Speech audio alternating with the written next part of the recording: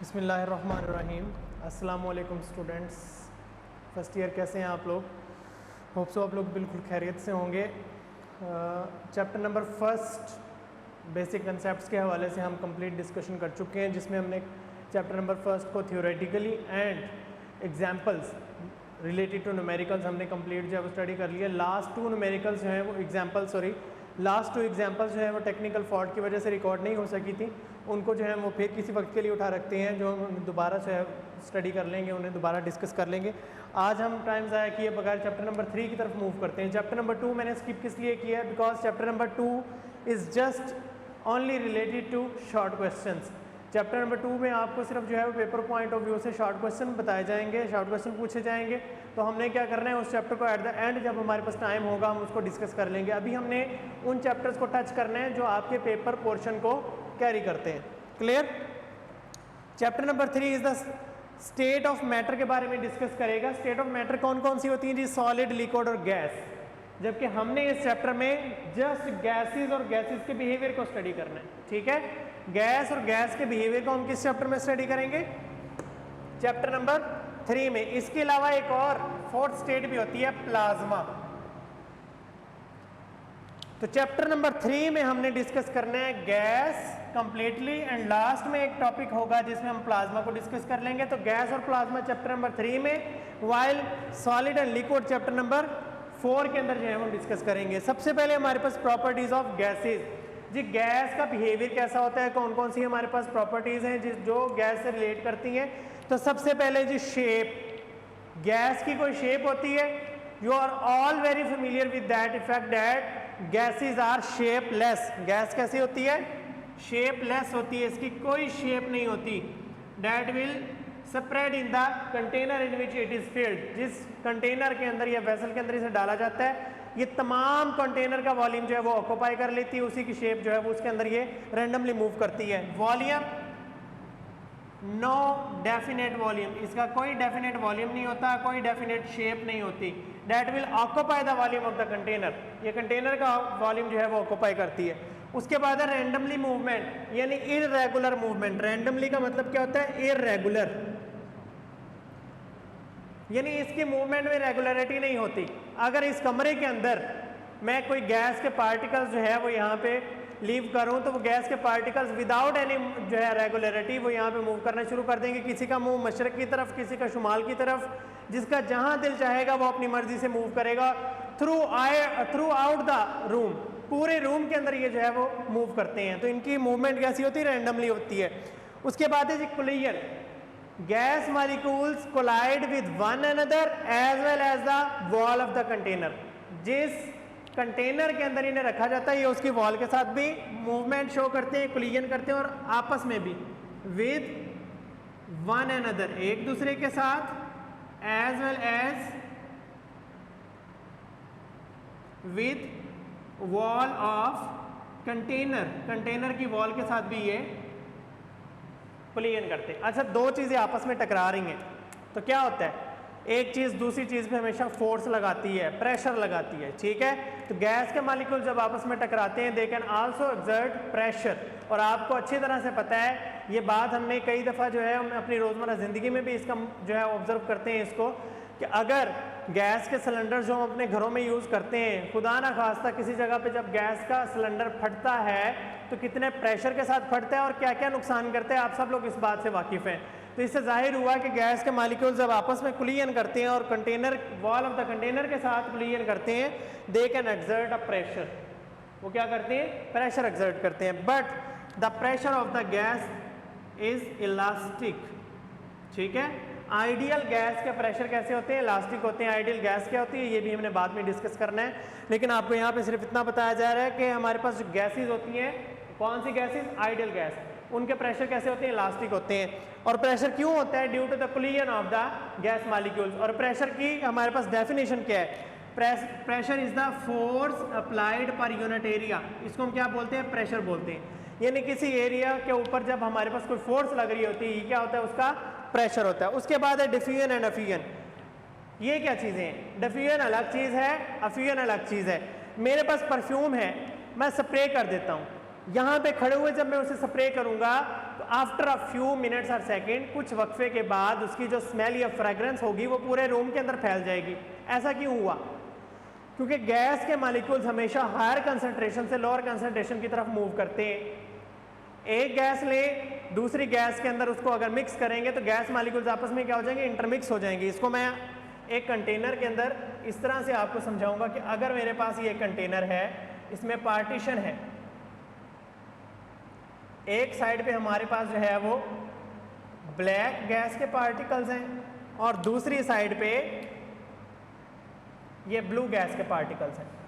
अगर मैं इसके दरमियान से ये वॉल हटा दूं तो ये क्या करेंगे? एक दूसरे के अंदर मिक्सअप हो जाएंगे और तब तक होते रहेंगे जब तक दोनों की कंसंट्रेशन बराबर नहीं हो जाती एक दूसरे के अंदर। तो डिफ्यूजन की डेफिनेशन क्या हुई? Intermixing of gas molecules. Diffusion is called as inter mixing of gas molecules with one another. एक दूसरे के साथ गैस मॉलिक्यूल्स का इंटरमिक्स हो जाना, एक दूसरे के अंदर मिक्सअप हो जाना क्या कहलाता है? डिफ्यूजन कहलाता है। अफ्यूजन क्या है? अफ्यूजन की डेफिनेशन आपने आगे भी पढ़नी है, इसको मैं लिख देता हूं। Escape of gas molecules through a tiny hole, एक छोटे से होल के जरिए से गैस के मॉलिक्यूल्स का बाहर निकलना क्या कहलाता है? अफ्यूजन कहलाता है। इसकी एग्जांपल आपके जहन में आती है? एक बैलून में जब हम हवा फिल करते हैं, उसके बाद आप उसे बांध दें, टाई कर दें और उसमें एक सुई से छोटा सा सुराख कर दें, तो सारी की सारी एयर एक ही दफ़ा बाहर आ जाएगी? No, one by one air के पार्टिकल्स क्या करेंगे? उसमें से एस्केप आउट होना शुरू हो जाएंगे। इसी तरह जब टायर पंक्चर होता है तो उसकी भी जो आपके पास एयर होती है वो वन बाय वन टायर में से एस्केप आउट होती है। इस प्रोसेस को, ये फिनोमेना हम क्या बोलते हैं? एफ्यूजन बोलते हैं। Escape out of gas molecules through a tiny hole is called as effusion. तो गैस के मॉलिक्यूल्स एफ्यूजन भी करते हैं। उसके बाद है जी 8 नंबर पे हमारे पास डेंसिटी। गैस के मॉलिक्यूल्स वॉल्यूम किसका ऑक्यूपाई करते हैं? कंटेनर का। तो कंटेनर का वॉल्यूम ज़्यादा होता है। डेंसिटी का हमारे पास फार्मूला होता है जनाब, D is equal to m/v। तो वॉल्यूम इनवर्सली प्रोपोर्शनल है डेंसिटी के। चूंकि गैस के मॉलिक्यूल ज़्यादा वॉल्यूम ऑक्यूपाई करते हैं इसलिए उनकी डेंसिटी कैसी होती है? Less. They have low density, इनकी डेंसिटी कैसी होती है? लो होती है। उसके बाद है कंप्रेसिबिलिटी, किसी चीज़ को कंप्रेस करना, दबाना। गैस के मॉलिक्यूल्स को कंप्रेस किया जा सकता है। अगर ये हमारे पास कोई गैस का कंटेनर है और आप इसको कंप्रेस करना चाहते हैं, इसके ऊपर आपने क्या किया? फोर्स लगानी शुरू कर दी, प्रेशर लगाना शुरू कर दिया। जैसे जैसे आप प्रेशर लगाते जाएंगे ये कंप्रेस होते जाएंगे। जो नया हमारे पास आफ्टर कंप्रेशन हमारे पास ये यहाँ पे आ जाएगा। जितना आपने प्रेशर लगाया ये कंप्रेस होने के बाद मॉलिक्यूल्स यहाँ पे पहुँच जाएंगे। तो यहाँ से हमारे पास ये चीज़ सामने है कि gas molecules can be compressed, compress किए जा सकते हैं। ठीक है, यानी आप उसे कंप्रेस करेंगे और गैस के मॉलिक्यूल क्या होना शुरू हो जाएंगे? एक दूसरे के करीब करीब आना शुरू हो जाएंगे। और जब कंप्रेशर बहुत ज़्यादा बढ़ जाता है तो गैस के मॉलिक्यूल्स कन्वर्ट हो जाते हैं किसके अंदर? लिक्विड मॉलिक्यूल्स के अंदर। ठीक है, तो गैस के मॉलिक्यूल्स को हम लिक्विफाई भी कर सकते हैं, गैस को लिक्विड में चेंज कर सकते हैं। उसके बाद है जी जॉल थॉम्सन इफेक्ट। कंप्रेसिबिलिटी को ही हम दोबारा डिस्कस करते हैं, जॉल थॉम्सन इफेक्ट, और लिक्विफेक्शन भी इसी के अंदर आएगा। जब आप किसी चीज़ को दबाएं, कंप्रेस करें, स्प्रिंग को आप कंप्रेस करते हैं फिर छोड़ते हैं, वो वापस ऊपर आ जाता है। यानी पहले कंप्रेस हुआ उसके बाद एक्सपैंड हो गया। गैस के मॉलिक्यूल्स भी ऐसे ही होते हैं। गैस के मॉलिक्यूल को हमने कंप्रेस किया, जब आप उससे प्रेशर हटाएंगे वो वापस क्या हो जाएंगे? एक्सपैंड हो जाएंगे। लेकिन अगर आप गैस के मॉलिक्यूल्स को इतना कंप्रेस कर दें कि उसके अंदर एनर्जी ही बहुत ज़्यादा लो हो जाए तो क्या होगा?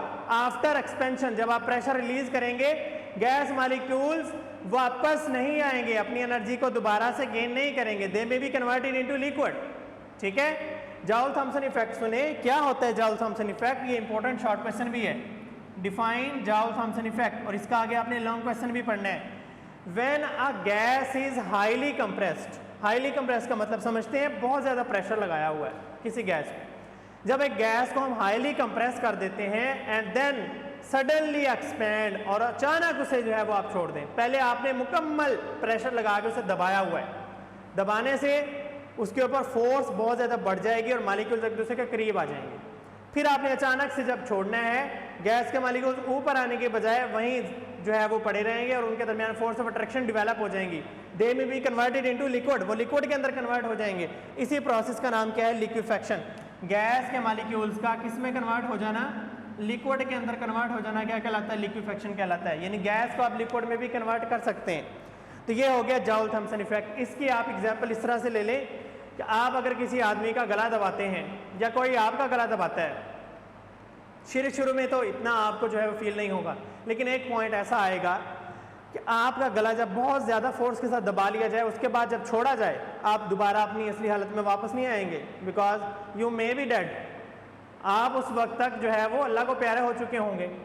तो गैस का भी यही हमारे पास फिनोमिना है। जब गैस के मालिक्यूल्स को बहुत ज़्यादा कंप्रेस कर लिया जाए तो एक पॉइंट ऐसा आता है कि इसकी एनर्जी बहुत ज़्यादा लो हो जाती है, इतनी लो हो जाती है कि ये किस में कन्वर्ट हो जाती है? लिक्विड में चली जाती है और दोबारा अपनी फेज के अंदर वापस नहीं आती। That phenomena is called as Joule Thomson effect. उसके बाद है काइनेटिक एनर्जी।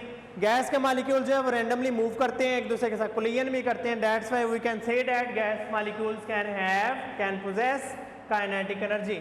इनके अंदर काइनेटिक एनर्जी होती है। और कौन सी काइनेटिक एनर्जी होती है? Translational kinetic energy. Translational kinetic energy किसके लिए बोलते हैं? ऐसे मालिक्यूल्स के लिए जो इर्रेगुलर मूव कर रहे हैं रैंडमली, बगैर किसी रेगुलरिटी के, एक जैसी तरतीब के साथ नहीं, बेतरतीब अंदाज में जो है वो मूवमेंट करते हैं। तो ऐसी रेगुलरिटी को हम क्या बोलते हैं? ऐसे फिनोमिना को बोलते हैं ट्रांसलेशनल। तो काइनेटिक एनर्जी क्या कहलाएगी? Translational kinetic energy. अब हम इन्हीं प्रॉपर्टीज को कंपेयर करते हैं लिक्विड के साथ कि अगर हमारे पास लिक्विड होंगे तो क्या उनके पास शेप होगी, वॉल्यूम होगा, वो मूव करेंगे, प्रेशर लगेगा, डिफ्यूजन होगी या नहीं होगी, कंप्रेस कर सकते हैं कि नहीं, डेंसिटी कैसी होगी। तो हम ये सारी चीज़ें, यही पॉइंट्स आपने, अगर आपने एक टॉपिक की हेडिंग याद कर ली तो लिक्विड और सॉलिड में भी वही हेडिंग आप लिख सकते हैं। ठीक है, चलें जी वहाँ पे हम डिस्कस करते हैं। अब आ जाए प्रॉपर्टीज ऑफ लिक्विड की तरफ। शेप। लिक्विड की कोई शेप होती है? भी पानी की कोई शेप है? नहीं, लिक्विड की कोई शेप नहीं होती। लिक्विड शेपलेस होता है। इसे जिस कंटेनर के अंदर डालते हैं ये उसी की शेप जो है वो अडॉप्ट कर लेते हैं। Liquid is shapeless but liquid has definite volume. Liquid का वॉल्यूम होता है। आप लिक्विड को जहां भी रखेंगे वो अपनी स्पेस ऑक्युपाई करेगा, डेफिनेट वॉल्यूम रखेगा। उसके बाद intermolecular force, intermolecular space. Intermolecular force क्या है? ये अलग अलग पॉइंट्स हैं, मैंने एक में ही लिखे हैं। इंटरमॉलिक्यूलर फोर्स यानी दो मॉलिक्यूल्स, उनके दरमियान में आपस में जो फोर्स ऑफ अट्रैक्शन है वो स्ट्रांग है या वीक है। देखें इनकी इंटरमॉलिक्यूलर फोर्स जो होती है ना वो इंटरमीडिएट होती है, यानी गैसेस से स्ट्रांग और सॉलिड से वीक। सॉलिड में इंटरमॉलिक्यूलर फोर्सेस ज़्यादा स्ट्रांग होती हैं, गैसेस में इंटरमॉलिक्यूलर फोर्सेस वीक होती हैं, क्योंकि गैस के मॉलिक्यूल्स दूर दूर होते हैं। गैस के मॉलिक्यूल्स दूर दूर होते हैं इसलिए इंटरमॉलिक्यूलर फोर्सेस वीक। सॉलिड के बहुत ज़्यादा करीब और एक डेफिनेट पोजीशन पे होते हैं इसलिए इनके अंदर फोर्सेस ऑफ अट्रैक्शन ज़्यादा स्ट्रांग होती हैं। तो लिक्विड क्या है? दरमियान में है, stronger than the gases, weaker then the solids. इसके इन्वर्सली आप ले लें, ये क्या है? Intermolecular space. अगर फोर्सेस ज़्यादा होंगी तो स्पेस कम होगी, अगर फोर्सेस स्ट्रॉन्ग होगी तो स्पेस कम, अगर फोर्सेस वीक होंगी तो स्पेस ज़्यादा। गैस के मॉलिक्यूल्स में इंटरमॉलिक्यूलर फोर्सेस वीक होती हैं इसलिए उनकी स्पेस ज़्यादा होती है। सॉलिड के मॉलिक्यूल में स्पेस कम होती है, लिक्विड के मॉलिक्यूल्स इंटरमीडिएट में आते हैं। क्लियर? उसके बाद है जी डेंसिटी। इनकी डेंसिटी का भी यही हमारे पास जो है वो फिनोमिना है। डेंसिटी में गैसेस की डेंसिटी कम होती है, लिक्विड की उनसे ज़्यादा होती है और सॉलिड की सबसे ज़्यादा होती है। ठीक है, तो गैस, लिक्विड और सॉलिड में लिक्विड जो होती हैं वो इंटरमीडिएट होते हैं, stronger than the gases and weaker then the solids. उसके बाद डिफ्यूजन एंड एवेपोरेशन। जब आप एक डिफ्यूजन के फिनोमिना को समझाने के लिए मैं आपको लिक्विड में एग्जांपल दूंगा। आप पानी का एक गिलास लें, उसके अंदर इंक, ब्लू इंक का एक ड्रॉप डाल दें, रेड का डाल दें, ब्लैक का डाल दें, ग्रीन का डाल दें, जितने आपके पास अवेलेबल हों वो डाल दें। थोड़ी देर के बाद आप देखेंगे, आप उसे रख दें, ठीक है, आपने उसे शेक नहीं करना। थोड़ी देर के बाद आप देखें वो सारी की सारी इंक पूरे पानी के अंदर फैल जाएगी और आपको एक ही कलर नज़र आएगा। ये क्या था? ये जिस तरह गैस के मॉलिक्यूल्स ने अपने आप को इंटरमिक्स किया, इसी तरह लिक्विड के मॉलिक्यूल्स भी एक दूसरे को क्या करते हैं? इंटरमिक्स करते हैं। Intermixing. What is mean by diffusion? Intermixing of liquid molecules. यहाँ पे लिक्विड मॉलिक्यूल्स का है। Liquid can also show the diffusion property. Gas भी डिफ्यूजन कर सकती है, लिक्विड भी डिफ्यूज कर सकते हैं। उसके बाद है जी एवेपोरेशन। ये क्या होता है? Converting of liquid into vapours. Liquid vapours के अंदर कन्वर्ट हो जाते हैं। तो ये फिनोमिना भी आपको पता है जी। अगर अब चिश्तिया शहर का हाल तो आप जानते ही हैं, गली गली में पानी खड़ा हुआ है या बारिशें शुरू होती हैं तो सड़कों पे सारा दरिया का सूरत हाल, नहर की सूरत हाल बन जाती है। लेकिन कुछ दिनों के बाद जब धूप निकलती है तो वो सारा पानी कहाँ गायब हो जाता है? वो एवेपोरेट होके एटमॉस्फेयर के अंदर पहुंच जाता है। इसी तरह जितने भी हमारी कैनाल्स हैं, सीज, रिवर्स, इन सब का पानी क्या होता है? एवेपोरेट होता है। The conversion of liquid molecules into vapours is called as evaporation. तो लिक्विड के अंदर क्या होती है? एवेपोरेशन भी होती है। उसके बाद है काइनेटिक एनर्जी। जिस तरह गैस के मॉलिक्यूल्स फ्लो करते हैं एक कॉर्नर से दूसरे कॉर्नर की तरफ, कंटेनर के अंदर ही मूव करते हैं रैंडमली, इसी तरह लिक्विड के मॉलिक्यूल्स भी मूव करते हैं। लेकिन इनके मूव कैसे होता है? होता रैंडमली ही है। होगा ये रैंडमली, बट एक फ्लो के अंदर गैस लिक्विड के मॉलिक्यूल फ्लो के अंदर जो है वो मूव करते हैं लेयर बाय लेयर। ठीक है, एक लेयर मूव करती है तो वो साथ में दूसरी लेयर को मूव करवाती है। चूंकि एक दूसरे से जुड़े होते हैं इसलिए लेयर बाय लेयर मूव करते हैं। तो लिक्विड ऐसा नहीं होता कि लिक्विड का एक पार्टिकल कंटेनर के इस कॉर्नर में मूव कर रहे हैं तो दूसरा दूसरे कॉर्नर में मूव कर रहा हो, नहीं।